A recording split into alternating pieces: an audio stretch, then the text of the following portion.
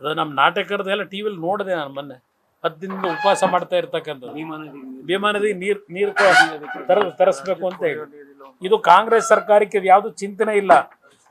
ಮತ್ತು ಪ್ರಮುಖವಾಗಿ ಇನ್ನೊಂದು, ಸಾಮಾಜಿಕ ತಾಣದಲ್ಲಿ ಯಾವುದೇ ರೀತಿಯ ಕೀಳು ಅಭಿರುಚಿಯ ವಿಷಯಗಳಿಗೆ ಆದ್ಯತೆಯನ್ನು ಕೊಡಬೇಡಿ ಅಂತಕ್ಕಂಥದ್ದು ಸಹ ಎಲ್ರಿಗೂ ಸೂಚನೆ ಕೊಡ್ತಾ ಇದೆ.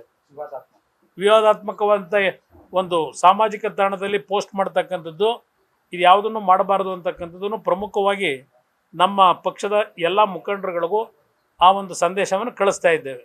ಅದು ಸಹ ಇವತ್ತಿನ ಸಭೆಯಲ್ಲಿ ತೀರ್ಮಾನ ಆಗಿದೆ. ಇನ್ನು 3 ಜನ ಅಭ್ಯರ್ಥಿಗಳಿಗೆ ಸಂಬಂಧಪಟ್ಟಂಥ ವಿಚಾರ, ನಾನು ಈಗ ಮಧ್ಯಾಹ್ನ ಇನ್ನೊಂದು ಅರ್ಧ ಗಂಟೆಗೆ ನಮ್ಮ ಕೋಲಾರದ ವಿಷಯದಲ್ಲಿ ಮುಖಂಡರುಗಳ ಸಭೆ ಕರೆದಿದ್ದೇನೆ. ಈಗ ಇನ್ನೊಂದು 15-20 ನಿಮಿಷದಲ್ಲಿ ಸಭೆಯನ್ನು ಪ್ರಾರಂಭ ಆದರೆ ಕೋಲಾರದಲ್ಲಿ ಈಗಾಗಲೇ ನಾವು ಮೊದಲನೇ ಒಂದು ಶಾರ್ಟ್ ಲಿಸ್ಟು 3 ಜನರ ಹೆಸರುಗಳನ್ನು ಶಾರ್ಟ್ ಲಿಸ್ಟ್ ಮಾಡಿದ್ವಿ.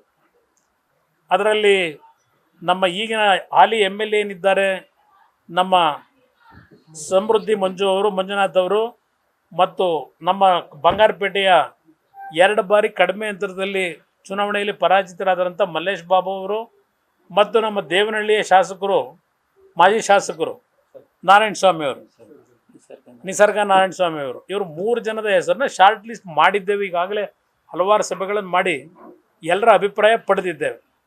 ಇತ್ತೀಚೆಗೆ ಕೋಲಾರದ ಒಂದು ಸ್ಪರ್ಧೆಗೆ ನಮ್ಮ ಒಂದು ಪಕ್ಷಕ್ಕೆ ಏನು ದೆಹಲಿಯ ಹೈಕಮಾಂಡು ಬಿಟ್ಕೊಟ್ಟಿದ್ದಾರೆ BJP ನಾಯಕರು, ಇತ್ತೀಚೆಗೆ ಇನ್ನೂ 3-4 ಜನ ಅಭ್ಯರ್ಥಿಗಳಾಗಬೇಕು ಅಂತ ಬಂದಿದ್ದಾರೆ.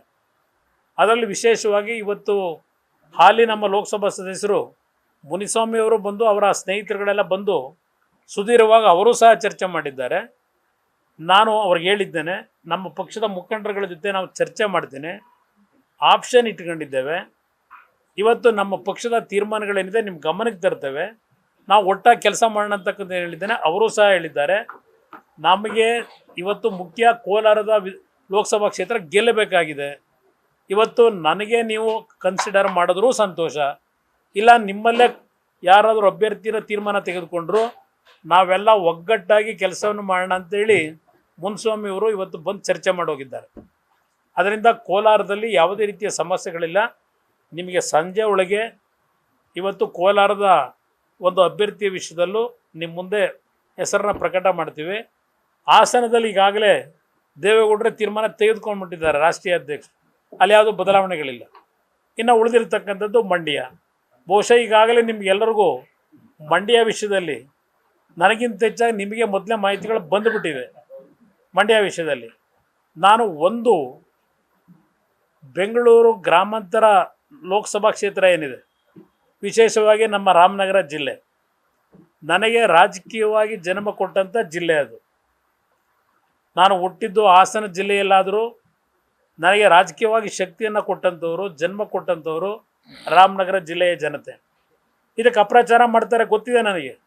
ಅಪ್ರಚಾರಗಳು ಪ್ರಾರಂಭವೂ ಮಾಡ್ಕೊಂಡಿದ್ದಾರೆ. ಕಳೆದ ಚುನಾವಣೆ ಸಂದರ್ಭದಲ್ಲೇ ಕಾಂಗ್ರೆಸ್ ನಾಯಕರುಗಳು ಕುಮಾರಸ್ವಾಮಿ ಅವ್ರನ್ನ ರಾಮನಗರ ಜಿಲ್ಲೆಯಿಂದ ಓಡಿಸ್ಬಿಡ್ತೀವಿ ಅಂತ ಹೇಳಿ ಚರ್ಚೆ ಮಾಡಿದ್ದು ನಾನು ನೋಡಿದ್ದೇನೆ. ನನ್ನನ್ನು ಅಷ್ಟು ಸುಲಭವಾಗಿ ರಾಮನಗರ ಜಿಲ್ಲೆಯಿಂದ ಇವರು ಯಾರ ಕೈಲಿ ಇನ್ನೂ 10 ಜನ ಎತ್ತು ಬಂದರೂ ರಾಮನಗರ ಜಿಲ್ಲೆಯಿಂದ ಹೊರಗೆ ಕಳ್ಸೋಕ್ಕೆ ಸಾಧ್ಯ ಇಲ್ಲ. ಯಾರ ಬಗ್ಗೆ ಸಣ್ಣದಾಗಿ ಮಾತನಾಡ್ತಾರೆ.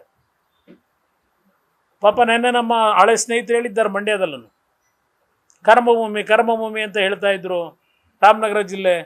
ಈಗ ರಾಮನಗರ ಜಿಲ್ಲೆ ಬಿಟ್ಟು ಮಂಡ್ಯಕ್ಕೆ ಬರಲಿಕ್ಕೆ ಹೊರಟಿದ್ದಾರೆ ಅಂತೇಳಿ. ಪಾಪ ನನ್ನ ಸ್ನೇಹಿತರ ಕಳಕಳಿಗೆ, ಹಳೆ ಸ್ನೇಹಿತರ ಕಳಕಳಿಗೆ ಅಭಿನಂದಿಸ್ತೀನಿ. ಅವರಿಗೆ ನನ್ನ ಬಗ್ಗೆ ಇಟ್ಟಿರ್ತಕ್ಕಂಥ ಕಳಕಳಿಗೆ ಭಾಳ ಮುತುವರ್ಜಿ ಇದ್ದು ಹೇಳಿದ್ದಾರೆ, ಇಲ್ಲಿ ಯಾಕೆ ಬರ್ತಾರೆ ಅಂತ ಹೇಳಿ.